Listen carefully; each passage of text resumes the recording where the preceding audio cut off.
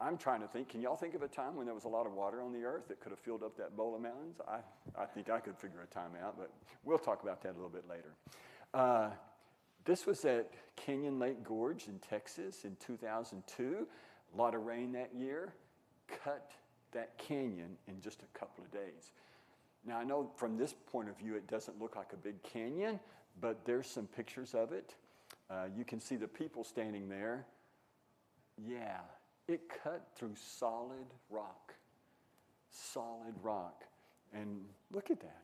Just a lot of rock that it cut through to form that canyon in just a couple of days. Moving water with sediment in it is very erosive, and so it can cut things really, really quickly.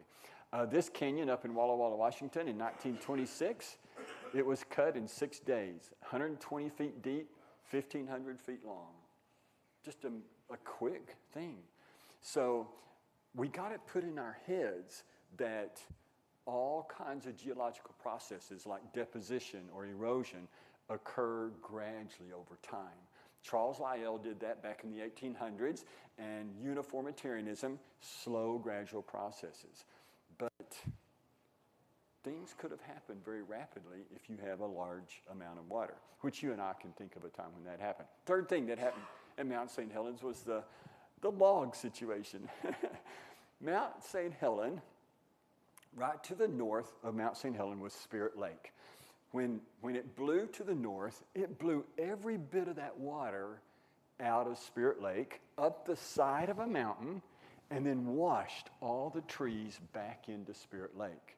Although Spirit Lake at that point, when it got washed back in, was 200 feet higher in altitude. And so all these trees got washed off the side of the mountain, and they're floating on Spirit Lake. So this is looking from the top of Mount St. Helens down onto Spirit Lake, and you can see all the trees that's covering. This is about 5 square miles, this lake is, and all this is trees. They were just washed off the side of the mountain. Some of them had their roots on them, and they were just washed into Spirit Lake. Well, what's interesting about it is they would move around with the wind, and it knocked all the bark off of all of the trees. And when it knocked the bark off the trees, they started filling up with water. And these trees started standing upright in the water, the root in at the bottom because it was heavier, and then they started sinking to the bottom of Spirit Lake. And so in the bottom of Spirit Lake, there they are again. There you can see how just huge amount of logs floating there. 19,500 are standing upright in the bottom of Spirit Lake. Isn't that interesting? Yeah, I just think this is fun.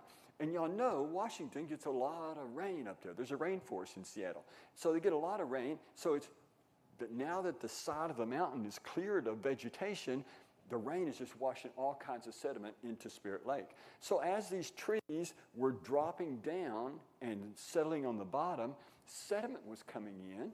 And so you'd have one tree that would be sitting down at this level, and then another one at a higher level, and then another one at different levels. Does that make sense? Because all this sediment coming into Spirit Lake.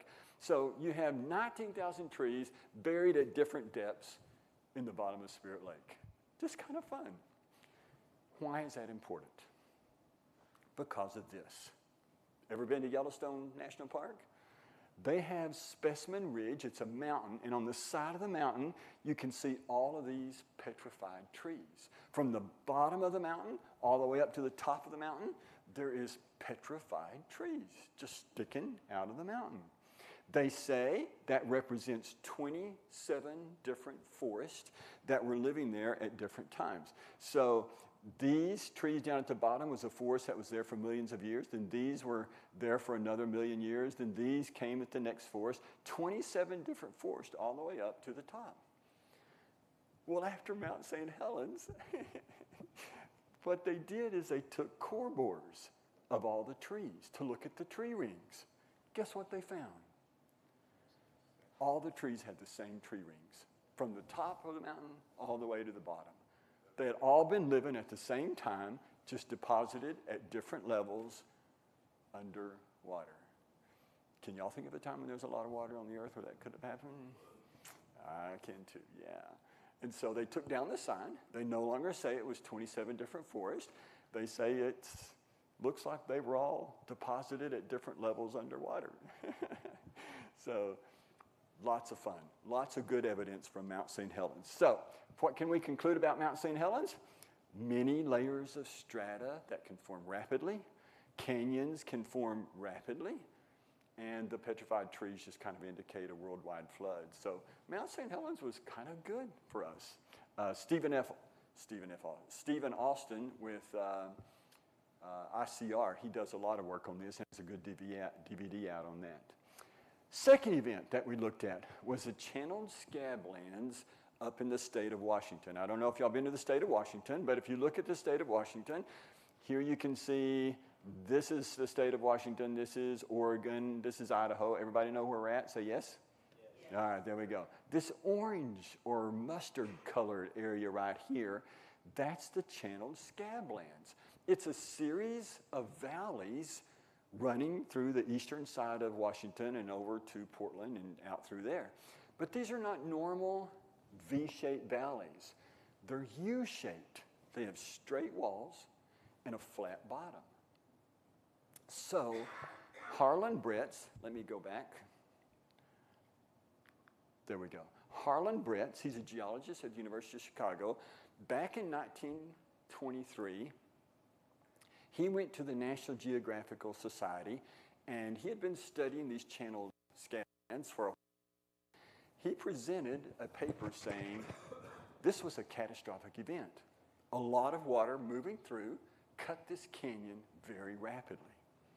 Well, in 1923, the idea of uniformitarianism was real big. The National Geographic Society had 5 people in his session that as soon as he was done, they all stood up and said, Harlan, you're out of your mind. You don't know what you're talking about. We know everything happens by slow, gradual processes. And so Harlan Bretz decided to go find good evidence. So he investigated from 1923 to 1965. He investigated those channeled scablands to see if he could figure out if it was a catastrophic event or not. So he needed a water source, and he found it. Let me show you the channeled scablands. You see the straight walls? That's the dry falls at the beginning where it breached a dam and the water started coming in. And then all the way through, there they go, straight walls, flat bottoms. That's what they look like. So he needed a water source. He found it in Lake Missoula. Lake Missoula is way over here, this yellow part right over here.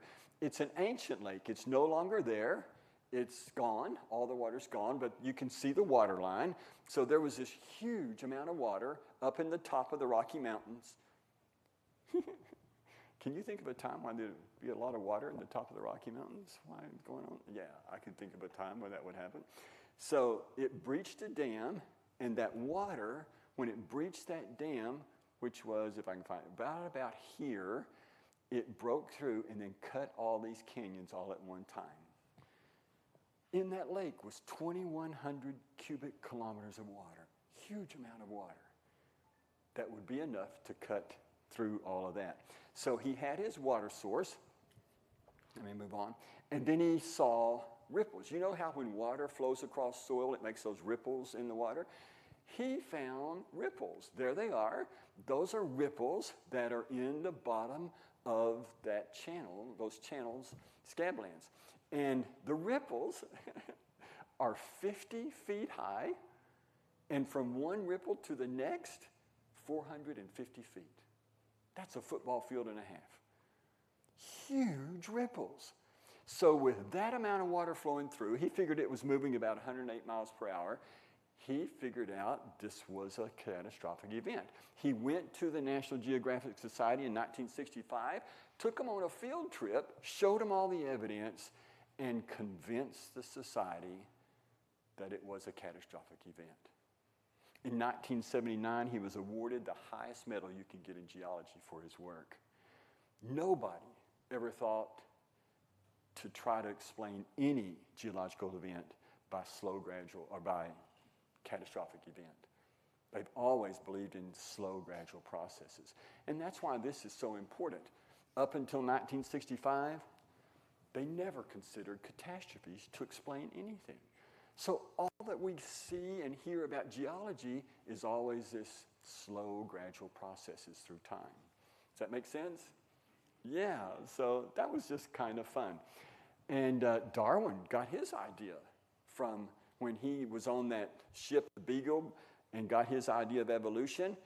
The one book he took with him on that trip was Charles Lyell's geology book, Principles of Geology, that talked about uniformitarianism and slow, gradual processes. And so that was on Darwin's mind and helped him got the idea of evolution. So just kind of interesting things going on. So from this, we can conclude many of our geological formations seen on Earth today, including the strata, could have happened very quickly. Now, is geology going to go back and re-look at everything? Probably not. But there are a lot of younger geologists that are questioning things. And so we're starting to see a lot of things in geology that's really, really good. Now, you and I that are older may not like this younger generation questioning everything we do, but it's been good. It's been really good to see that happen, yeah. Third event that helped us understand a young Earth was the Grand Banks earthquake. It happened in 1929, and this particular earthquake helped us understand the age of the Earth really well. What happened was an earthquake occurred up near Canada, out in the ocean, right on the continental shelf.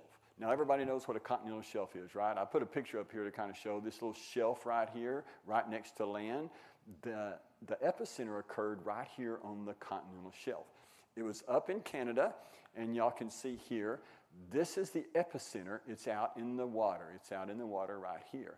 The colors that you see here are tsunami events. That doesn't indicate land. Here's the land line. If you follow with the arrow there, there's the land. It comes up to here. Then it goes around, a little jut out of land right here. Then the land comes back up here. Then there's another little peninsula that comes out right there. And so that's where it happened. But out here was where the earthquake occurred. And when the earthquake occurred right there, the continental shelf broke off. It broke off, and you and I would think it would just go foom right down to the bottom of the ocean floor, but it didn't. Underwater, sediment acts like a liquid. So when that continental shelf broke off, it just kind of slid down and started sliding across the ocean floor. It slid out to sea 460 miles and bumped the Titanic. Left a layer, there we go, it bumped the Titanic. Left a layer of sediment about a meter thick all the way across the ocean floor. Isn't that interesting? Yeah.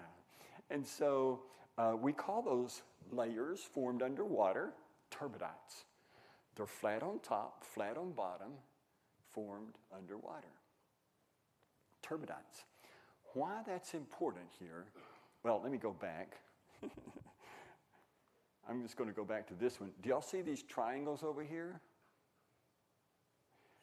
Those are sites of electronic cables that went from the United States over to Europe that were laying on the ocean floor, and those represent spots where that cable was cut as that turbidite was moving across. And so they know how fast it was moving because they have record of the exact second when those cables were cut as it was going across. Isn't that interesting? Just really interesting things on all this.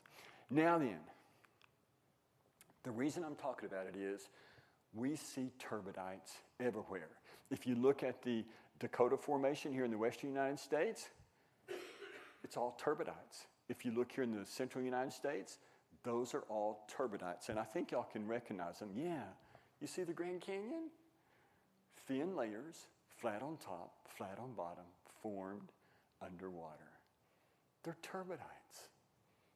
Isn't that interesting? Yeah. Now, the reason I'm calling them turbidites is you'll see down there at the bottom, Ariel Roth is a geologist, and he wrote this book, Origins, Linking Science and Scripture. He was a geologist that when he would hear of a geological thing being explained or interpreted by somebody, he would go look at it himself and look at it, and he knew the Bible, and so he would tend to interpret it in terms of the flood as well. And so it was really good. He wrote a book, and it's a really great book on all of that. And that's where I got this information. And so he was saying in his book, and I'll show you that here, yeah, there's the layers of the Grand Canyon. And you can see the whites are the layers. And they're sitting right on top of each other. So this layer right here, the red wall layer, it's sitting right on top of the Tapeats layer. They're just sitting right on top there. But they're not displayed on this chart the same because of this. Here is the geological column over here.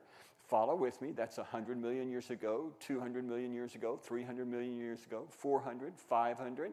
So starting here at the Cambrian time period, 544 million years ago, that's when all the layers all over the earth, all the layers at the Cambrian time period, they start going horizontal. Below them, they'll go this way, but right at the Cambrian time period, all the layers start going horizontal. And there's one right after another. They're flat on top, flat on bottom. All over the earth. And here's what the deal is. Here in the Tapeats layer, they find fossils. And those fossils that they found in that layer all around the earth, they attribute it to the Cambrian time period, which is this time period, 544 up to 500 million years ago. Well, sitting right on top of Tapeats is the red wall layer. It's sitting right on top there. But the red wall layer, the fossils they found there are the Upper Devonian and Lower Mississippian time period. So they have to assign that layer to that time period, which means in the Grand Canyon, there's this 140 million years missing. It's gone. It's just not there. It's just missing. And so here is a 40 million years missing here between the San Rafael and the Chinle layer. So there's a lot missing right in there, just because of the fossils they find in there. Isn't that interesting? Yeah. Well, here's the problem. If we have 140 million years missing here, why is that layer still flat? Wouldn't you think in 140 million years there'd be some kind of erosion? Yeah. If you look at the lines, you can see the lines on this chart. This line here, it comes down here. This is the topography around the Grand Canyon today, is what these lines look like. That's what it looks like. They're eroded. Things erode over time. But these layers are just straight across, flat on top, flat on bottom. That indicates they are turbidites. Yeah, there you can see all the gaps in the Grand Canyon. And so this gap right here goes from that time period down to that time period, 140 million years just for that gap right there. But notice all the layers down below the Cambrian, they go different directions. But then all of a sudden at the Cambrian time period, all these layers are horizontal, one right after another, flat on top, flat on bottom. Isn't that interesting? Yes, ma'am. How long did you say it took the continental shelf to slide? Oh, just a matter of minutes. Oh, not even like weeks or anything? No, it just broke off and just slid out. Yeah. So isn't that interesting? Yeah. Yeah, this is interesting. So that's why we think those are turbidites. And let me show you this next slide here. So this here, they call them paraconformities, those missing layers, they call them paraconformity. That's a paraconformity. So there's supposed to be a layer there, but it's missing. It's missing there. So this layer is sitting right on top of this layer. But this bottom layer should look like the green line because of erosion. But it doesn't. They're just straight across. I'll actually show you one. That's what it looks like. That is a 6 million year paraconformity right there. There's 6 million years right in that line that's missing. So why is it still flat? So that gives us an indication that all these layers were turbidites, all laid down at the same time underwater. Can you think of a time when that would have happened? I can too. I can think of it then. In fact, well, I'll show you here in just a second here. Strong evidence that the layers are turbidites formed underwater. You can find animal tracks, and I'm going to go back and show you that. I just think this is really interesting. I am going the wrong direction, sorry. I'll get used to this thing here in a minute. There we go. Here in the Coconina sand, you can find animal tracks. It looks like they're treading water, and you find the animal in the layer up above it. You actually find the fossil animal there. So all indications these were laid down all at the same time during the flood. So just really kind of fun. And then a lot of the lower layers are directions to the southwest. So the Grand Canyon would be southwest of the Rocky Mountains. And so it would just be a wash off the Rocky Mountains that washed all these layers off during the 40 days of rain at the time of the flood. And then the waters kept rising for another 150 days. And then they started going back down.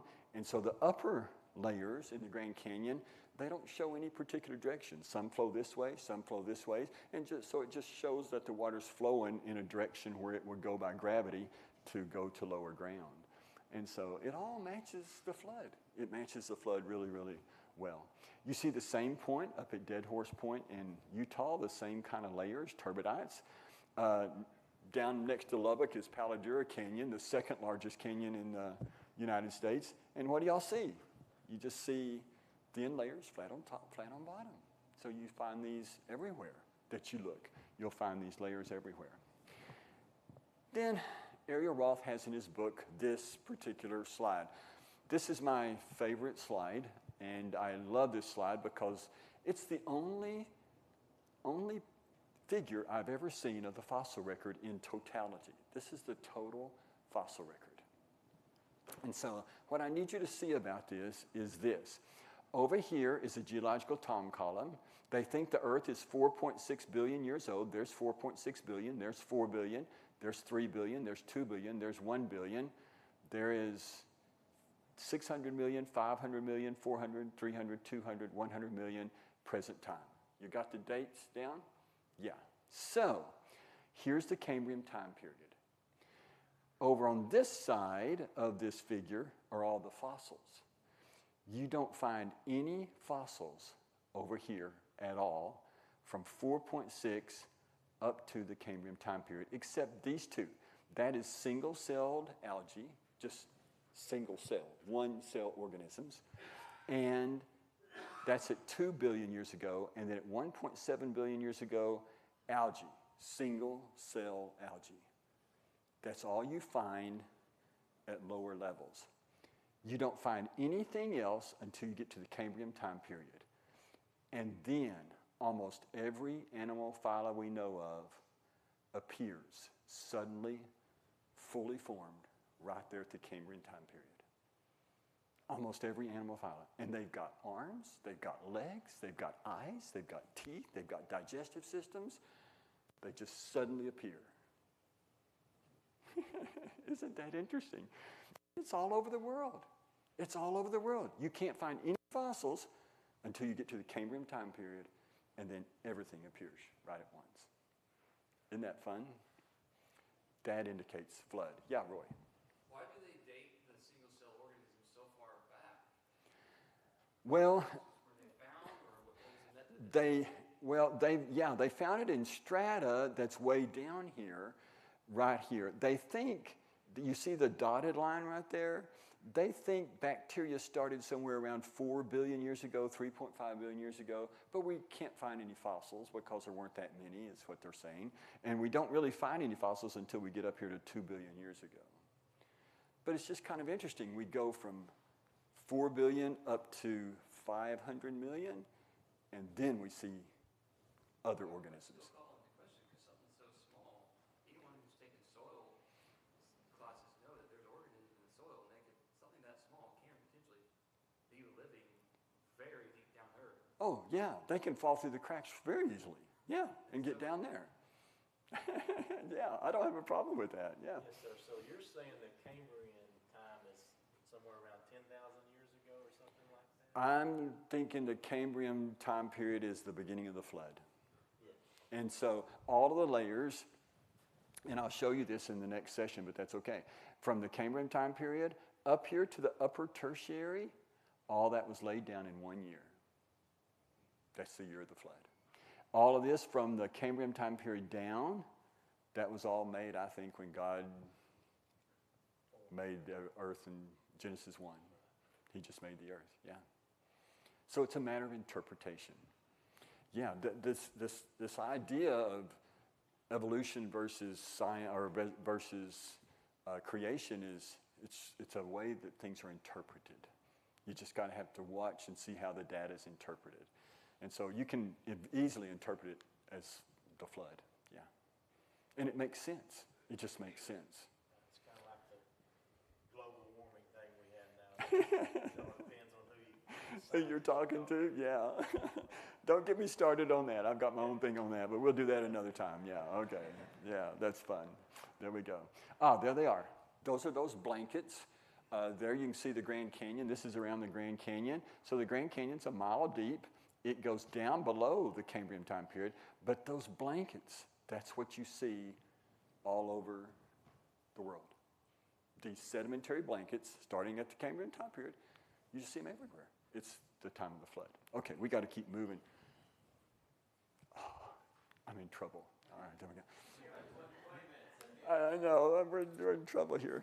I got to tell you this. This is kind of fun. I'm really a quiet person. I really am. I'm a really quiet person.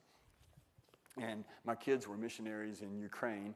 And so back in 2012, my wife and I went to see them. Well, we went to see them every year. But in 2012, we drove to Dallas because it's a lot cheaper than flying from Lubbock, and got on a plane there. And so we got to the airport 2 hours early. You know how this works. You have to check in. So for 2 hours, what do you do in the airport? Well, I go look for science magazines. So I found one, Discover magazine. This is the most read science magazine in America. And so I was thumbing through it to see, well, maybe I need to purchase, maybe I don't. So I was thumbing through it. I'm really a quiet person. I really don't talk very much. I yelled in the bookstore because I couldn't help myself. It was just unreal. I did a better job thumbing then than I'm doing now. I couldn't believe it. This is from the science world. This is from the science world. And I don't know if y'all can see this or not, but I yelled out loud. I went, whoa, what is this? Isn't that interesting? This is a science magazine. Can y'all read that? Evidence of the Great Flood. This is 2012. And the whole article talks about Harlan Bretz. Remember that name on the Channel Scab lens? And it talks about all the work he did to show that there was a flood. And in this, they talk about the Tibet flood, the Grand Canyon flood. They talk about the Black Sea flood. They talk about these floods all over the place. They're never going to say it was one flood, although they titled it the Great Flood. So it was just really kind of interesting. So that was Harlan Bretz. When did he do his research? Do y'all remember the dates? 23 through to 65. When do you and I get to hear about it? 2012. That's the way things operate. If it goes against the norm of evolution, you'll never hear about it. And that's our problem. That's our problem. Not all the evidence is all brought out into the open where we can understand it. So that's kind of interesting. That's a side point. There it is in case you couldn't see it at the back. Okay. What can we conclude from all these incidents? Geological formations, result of rapid deposition and erosion occurring underwater, possibly during the time of the flood. There's the guy, Ariel Roth. He's written a couple of articles in Journal of Creation, and on these paraconformities. He calls them flat gaps, which is really, really kind of interesting. Well, 2 years ago, many of y'all have already seen the movie Is Genesis History? Yeah, it's a good movie. You need to watch that. Well, they've come out with a second and a third. This is the fourth one that just came out a couple of years ago called Mountains After the Flood. And it's just, it's a long DVD, but it's got really good information in it. If you can get through the length of it, it's really, really good. These two guys investigated the Colorado Plateau. And so I'll try to do this really quickly so we can get through it. This is the Colorado Plateau over here.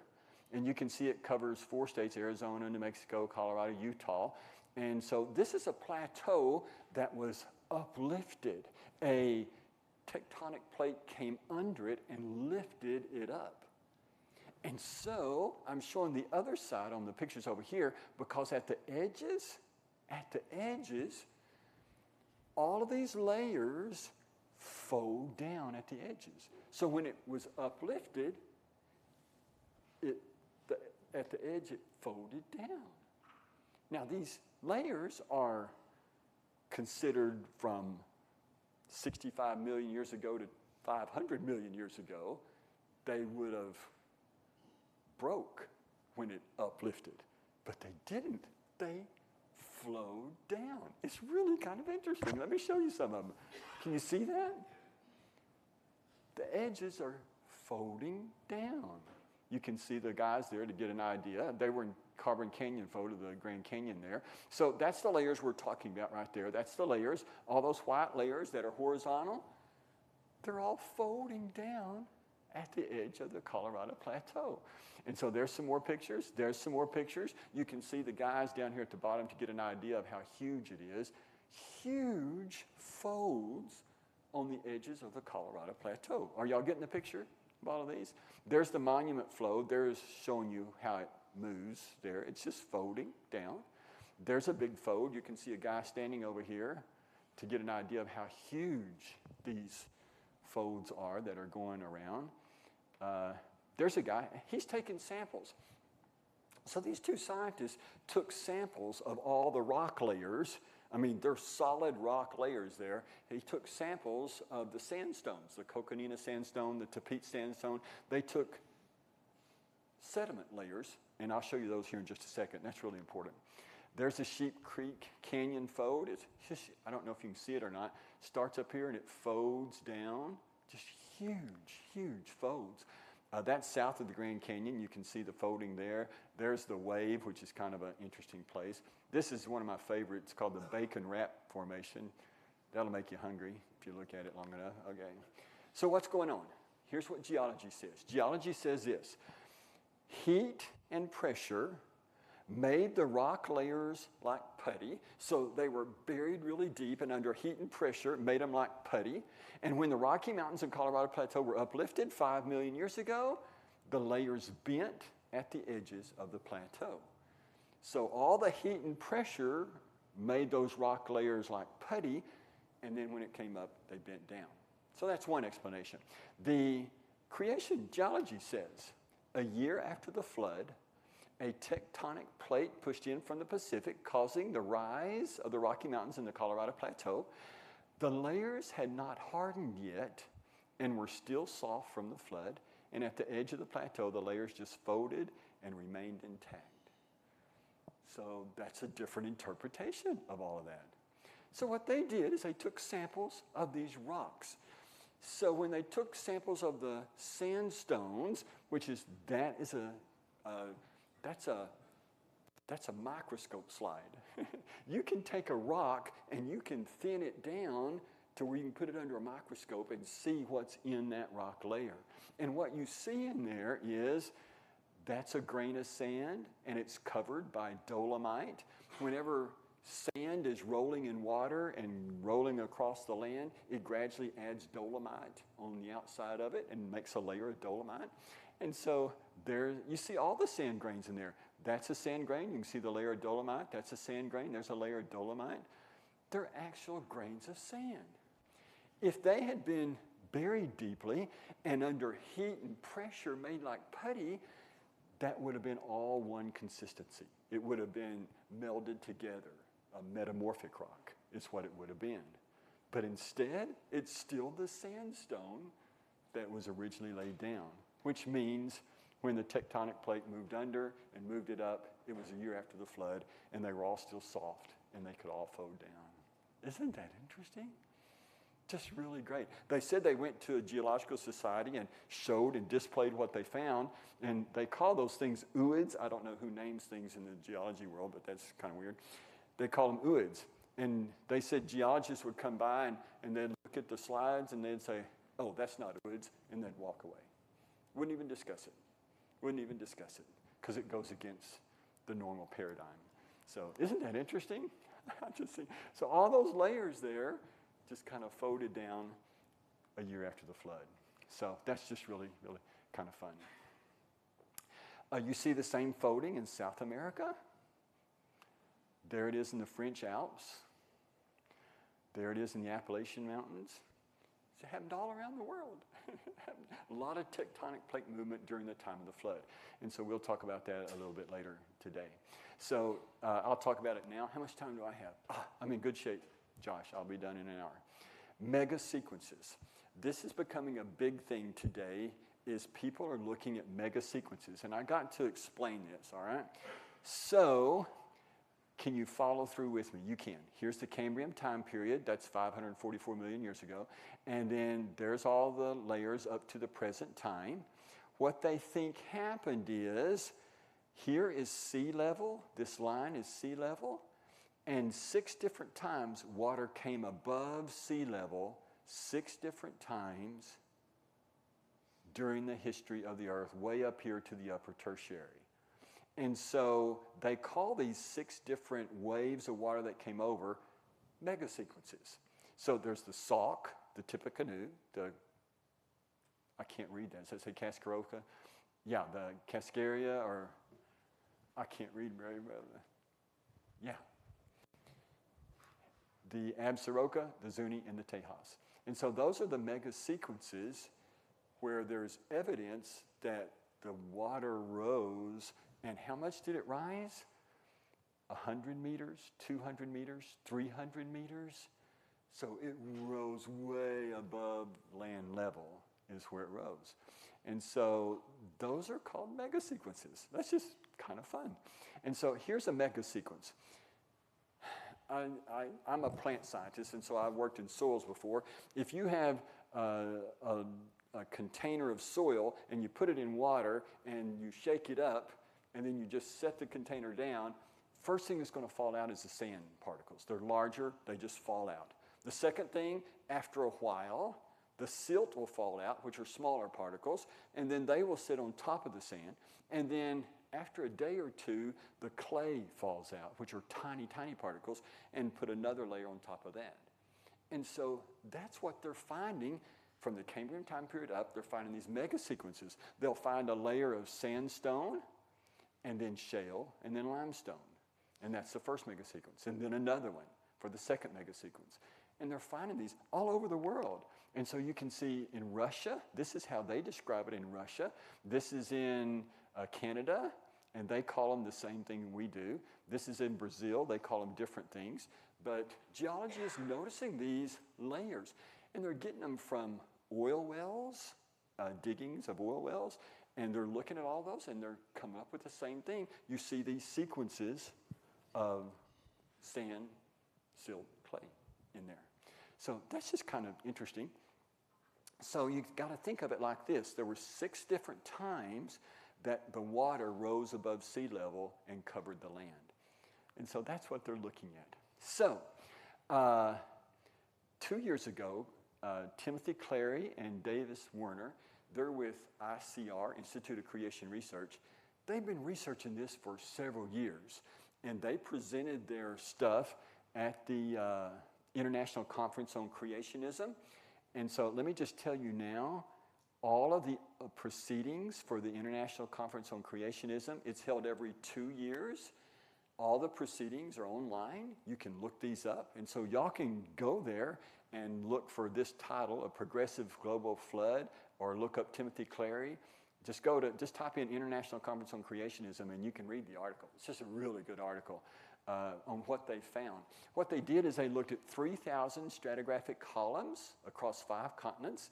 They used oil wells, they measured columns, they used seismic data, they used ocean bathymetry maps. I have no clue what that is. They used deep sea drilling cores and new types of geophysical data across all the oceans to look at all of these layers, these blankets, all over the world, all over the world.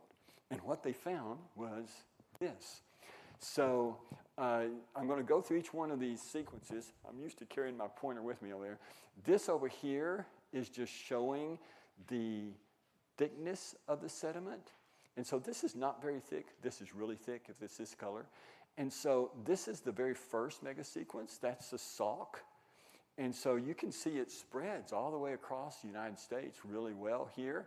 It matches this layer in the Sahara Desert. It matches way up here in Canada and over to Greenland, up in Russia. We can see it at the same Cambrian time period, at the same level all over the world. It's sandstone. There's just the sandstone layer there, the Tapeats layer. And so we call it the Tapeats layer. So they're matching all of these layers up all over the world.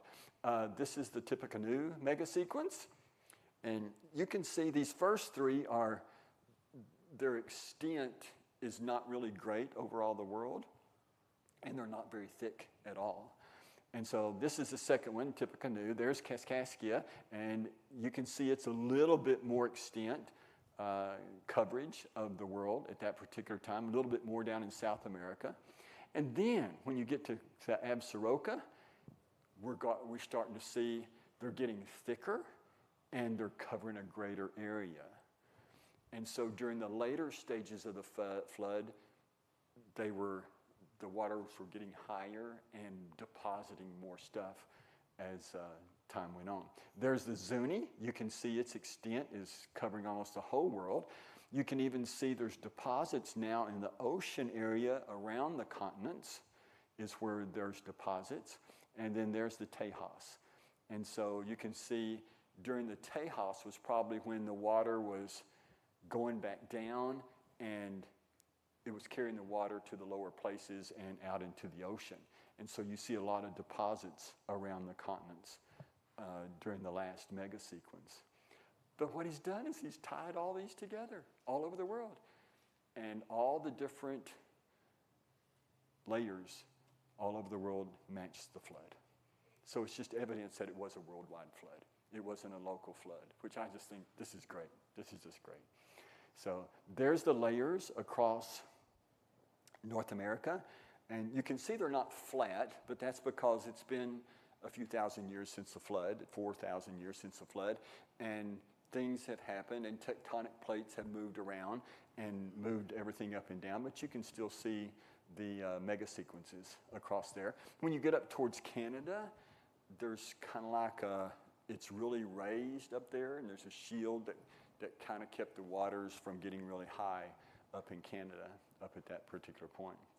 And so they've kind of modified the chart just a little bit. It wasn't the water that covered in the first few parts didn't cover the earth very much, but then when you get to the fourth or fifth mega sequence, it really covered the earth in great amounts. And so what they're thinking is, it's a great article. Y'all need to see the article, but I'm going to try to explain it. This is out in the ocean. You can see out in the ocean, but it's the red and the orange and the yellow. They only show the Tejas mega sequence, the last sequence out here, or the Zuni and possibly the Absaroka, the last three mega sequences, not the first three. So out in the ocean, there's no evidence of the mega sequences, the first three. It's only the last ones. So what they're thinking is that when the flood started, that if this is land here and this is the ocean, the floor of the ocean started subducting down into the lava, and it just started pulling it down. And the same thing happened under the continents, is all of the rock layers under the continents did the same thing. It was just being pulled down into the lava. And during the first three mega sequences, all that was working its way down into the ocean, and that caused all the land, which was one piece, Pangea is what they call it, all the continents were together, they started breaking apart and moving. And then as soon as all the ocean floor got subducted down into the lava, then it started forming a new ocean floor, which was hot, and it raised up. The floor under the continents subducted down, and the continents lowered, and so the last three mega sequences really covered the earth. And so the first three mega sequences, which are kind of shallow, it's mainly marine animals. Just waters washed up onto the land and deposited marine fossils. That's where we find marine fossils. You really don't find terrestrial fossils until you get further up. And there you can kind of see that. So the first 3 mega sequences here, the salt through the Kaskaskia, you only see marine fossils, but then you start getting more terrestrial as you go up.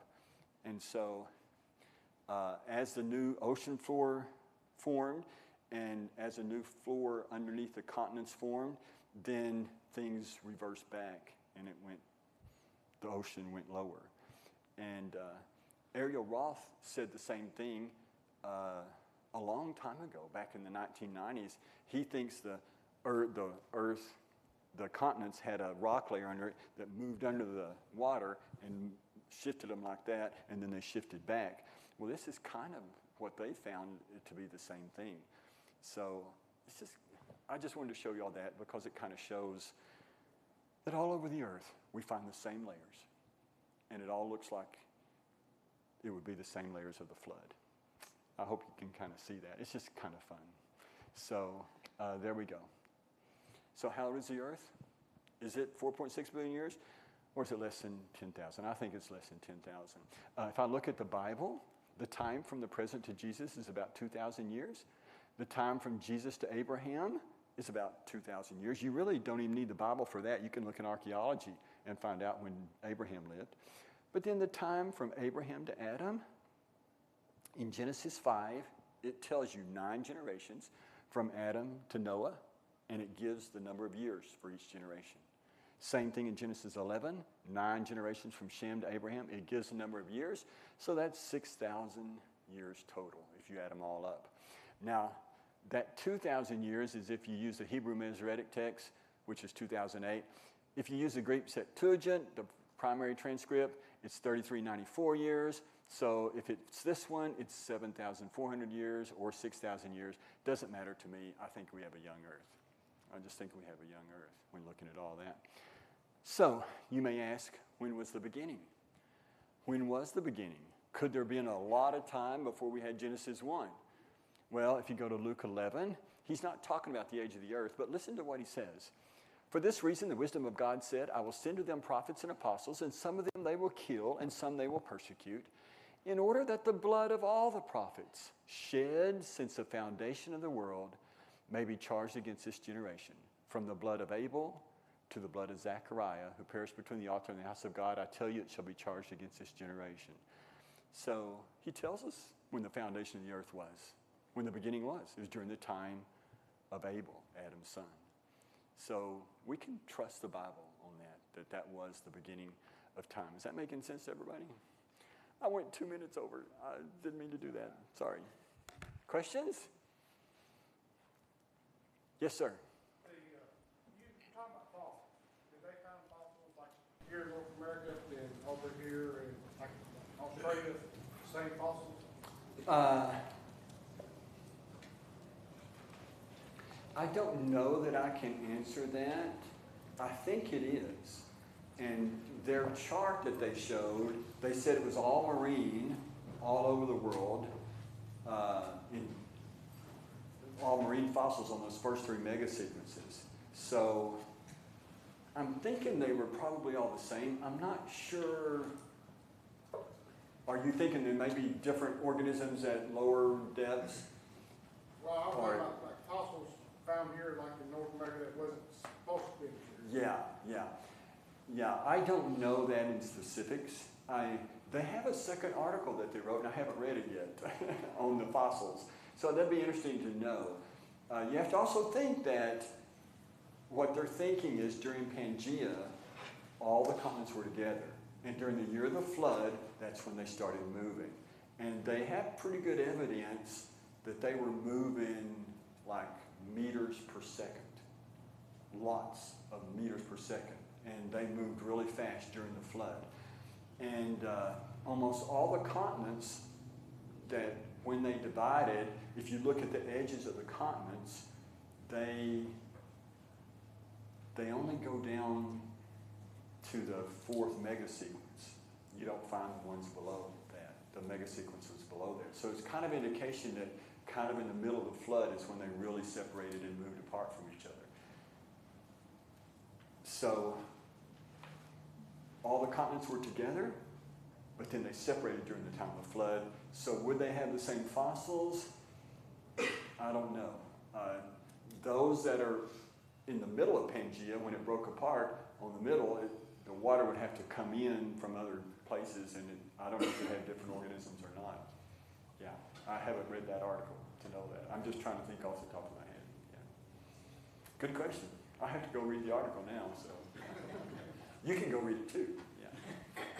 Any more questions? Yes, sir.